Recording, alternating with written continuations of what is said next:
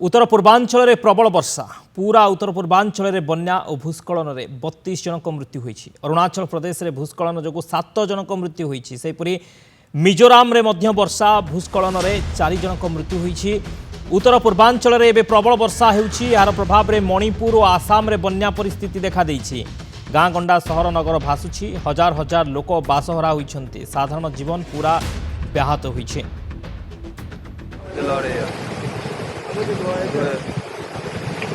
परिस्थिति उत्तर पूर्वांचल में बन्या और भूस्खलन चित्र आसूची। 32 जनक मृत्यु होती। अरुणाचल प्रदेश में भूस्खलन जो 7 जनक मृत्यु होता सूचना।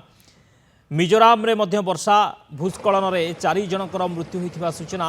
उत्तर पूर्वांचल में प्रबल वर्षा जारी रही।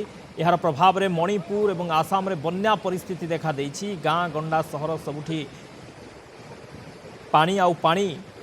हजार हजार लोक बासहरा होइछन्ति। साधारण जीवन पूरा व्याहत होई पड़िछे।